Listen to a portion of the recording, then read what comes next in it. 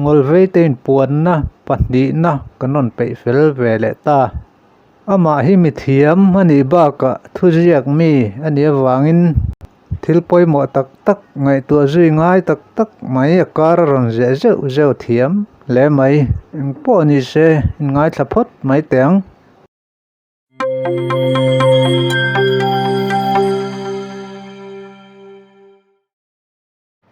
hun dang lam bi khan man ho ni khua chang hian thian te ne na in ti hlim na na zu in ho ham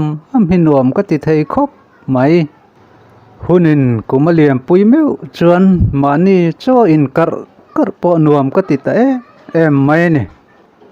ka in na sat mawangin damdoi na voi di lai ka lu pha to ma se kom chung chia bak su kein lo pha ngai chuang lo trum khat phei chu damdoi na om ve te nen bathlara kan ti khom tel tela kan non hlui te sein kan lim tlang thei dar fu du thu mun tana chu kan nun hluin kan lunga ti leng thar le tu beremo in rem rezeta in kon khoma tu emo zuklak tir zeu dan rem chang rot chuak ta zau mai kan ti hlot ling rang hle lo phim khur zo lo dam doi ina tran no chuatak hial te ponom pha hetiang lamen nang kon na mun thatak tak hi om ma se holam tak ta kal puyam ve boka min khave to te phat chuan no pangte lani chung sia zu ngei thei to mi lo zu la thi pui mai tura min ngai vek to chu tiang chu ke ma nge po ga in ngai dan ani deuh mai to ma se chu tia thi mai bik turai ro chuan ke ngai phal bik mai ozo lo thina chung chang chu ka ngai tu thui du ngai lo van ram nom zia ngai nom em sai tu na jong po hian kalan thlel vak bik chuang lo nin ka hrethin dam doi na kom lai ngei poin he le from hi chua sana van ram nuam ta kho sak san wang dai ain he le from la dam tum ve ram sum tam tak se ngai nen kolanom ve tho bok thin sia mani meu han thi bul mai chu tu man kan thlel lo ni ka in na sat awang nga ka taksa chor che tak ma wang le ka na tho na lam kan ho tu ten zom zo zai to ma wangin kalom ngai reng lo na mun kalo mu sit rok ve em thin drugs addict te chau an om na tur kalo ngai thin muna kom mangai ve tatlat mai le atira chuan ka hrengang mai ma se ka zuroi ngai sam lutukin ka na ka tho that lo wangin kan department chu ming che thei din muna ka da ta si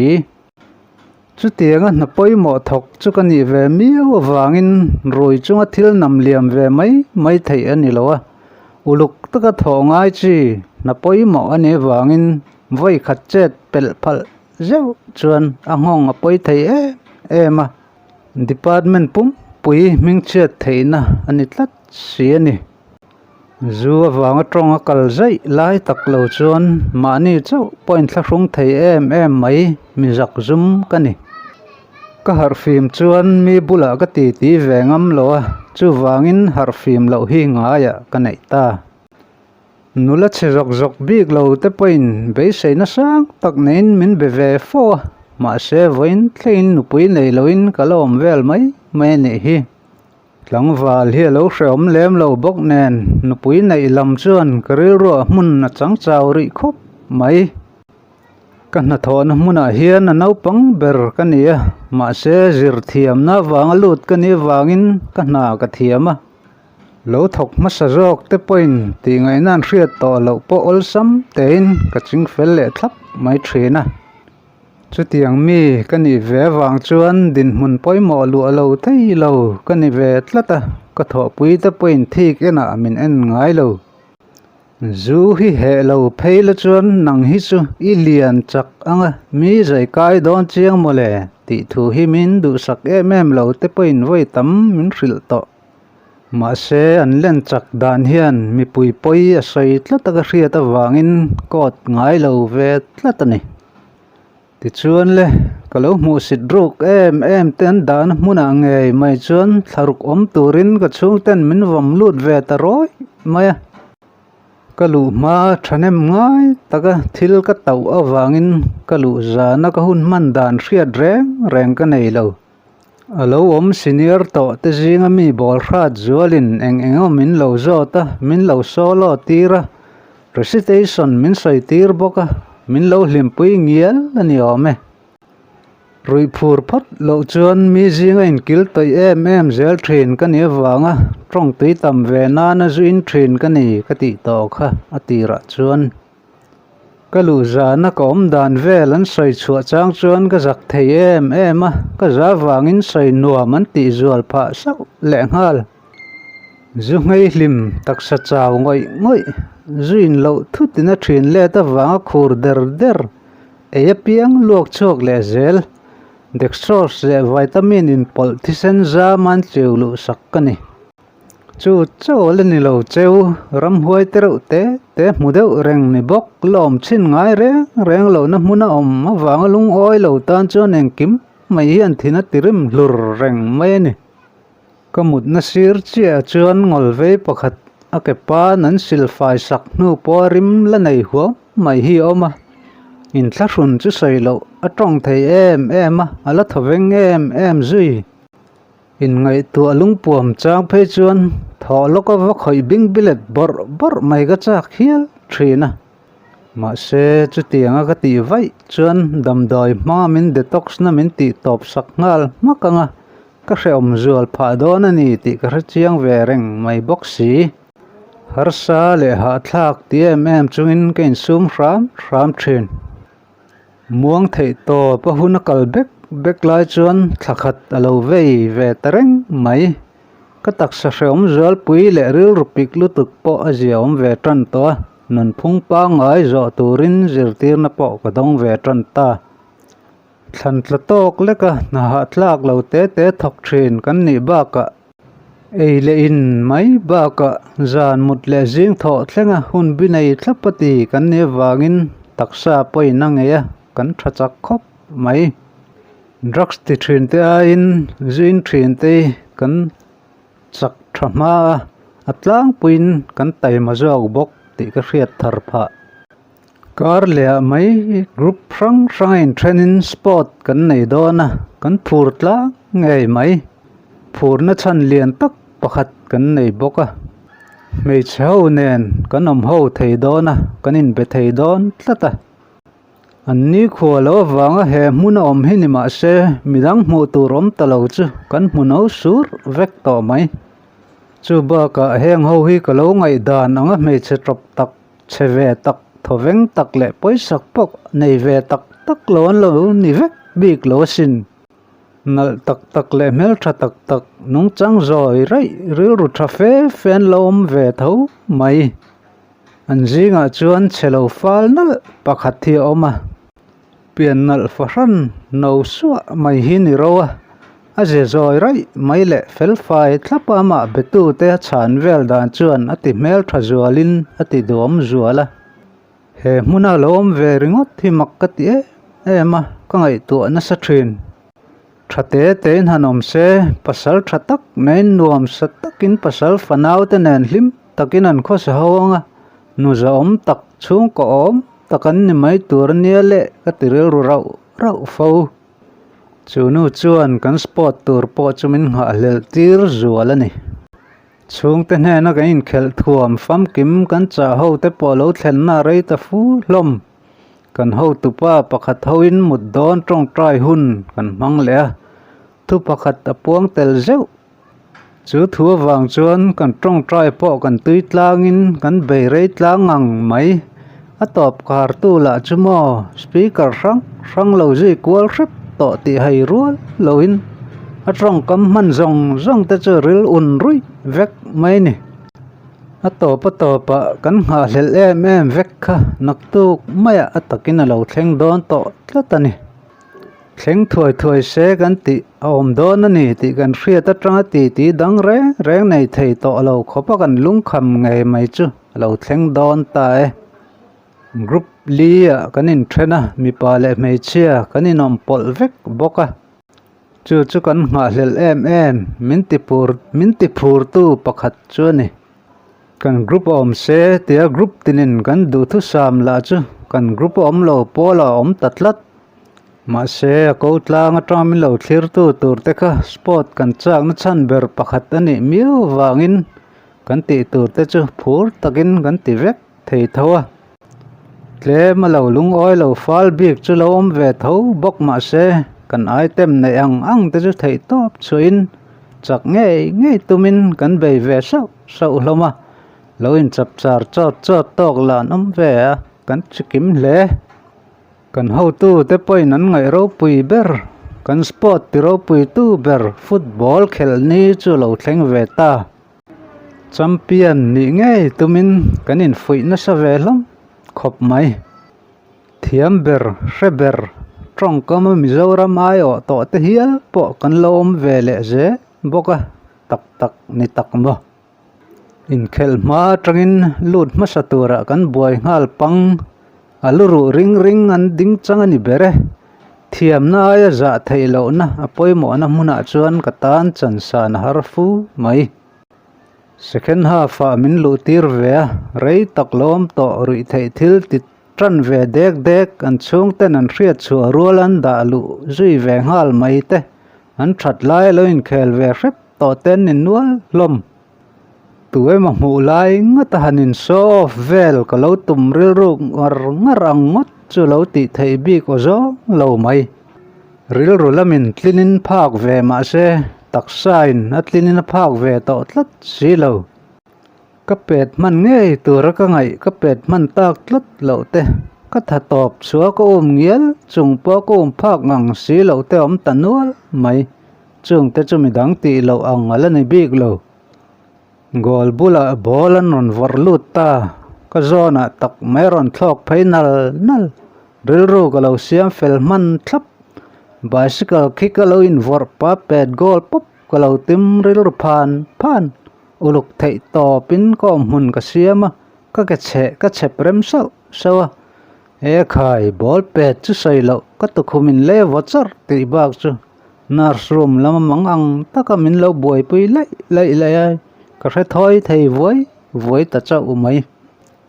dam doin lamatlan pui nga la thamai long mo ti tu chu home director o ani ti ka rin hriat thei hei amara jiom le tran reilo te ngak le chin lokila ti tu chu nurse o ani ti ka hre ruai ani le marem ka chho sanang che mi poimo tlo tu kan neya director ra chuak ngal nge ka hre lo Mazual kain bin lai takhan min nge en lo tin karon en che kha wang kha lom ka ti sual kanin khel tak thin lai chuan kha tiang deuh hlir khan ka pet gol thin sin tin galo trong vai na samaya nui hok pain kan nar chuan Mazuali kan lo o tia an nui dar ka har chiang tela ka zak tela kain chir tel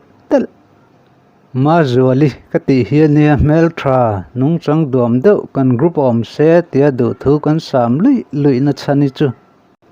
chu nu nge chu ka lo eng lo ve ti hria min fiam tak lui wang chuan zep thei ani to box si lo ka zak train ngang mai heti zong hian ka ngai tu san lui ta daya rui lo hian min lo vati chena sa tak em o kan nam mel malian ber pakhat chu lo ni chiang nge mai kain khel pui then khat te khan rui lo ti loin nun lo mang se sum tam tak hlo bok mi zo ming ti thatu ni bok tur anam nual sia thei na le thiam nei tha te hian rui lo an ti ma ti mai turin thil danga po chuanom fe tur ka munual mai kan rama hetiang en kol na mun hi engama za ta oma chung huna te chuan mi zo thalai sang chuang fe anom renga an zinga kan om na mi teng bo kong ranga talen thatak tak nei an talen ro pui tak tham ralaluang ral mai tur tam zia ka ngai tua ka nuk te lama ul ve hi la chumi zan chuan rui lo chim om zia le kan ram ta na nok sak zia ka hre chuak chiang ve nge mai heti khopen kol na mun kan nga chunga dam kho chuak ta mu tur tlem si zia ka ngai tu zela tu na kan om na mun kan om lai nge po hian voi tam takron lut non le te lut ngun em en kol tu lam point ngai khatan ngai to an tam mai kanen kol dan pa ngai ringot thi chuan ra tha chu tam lutuk lo ne ka ngai ve ngot na ma se tha jok kan la chuang ri lo ni na lang ri si huna liam ve zela ka thu hriat chu karin lo kang tho ni ma se ataka han hriat meu chuan min deng ve dot mai mi ho safapa fai sar reng nula tam takai bol lo man tam ber le eng ilo ve la khum bula hung tam thei jok thom na man tam le tur tui tha cha thleng reng thei rei mon le ma zuali anin ngai zon thu ama ma zuali kut ziak ngai khan mu zet chuan kamu hil chin ei lo voi tam tak mei chia hi ka ngai sak pe ve lo ka lo ti to ka du zong tak ka lo la mu fu lo wang mai le ka ni ti ka chiang ta a fanga hi ka lu tira ka bulamu ka huwa te mem len ti boi pui ngai ka tum ril rok thin kha nia ma se voina chuan ka thian thaber le rin ngam ber ni le dai thung si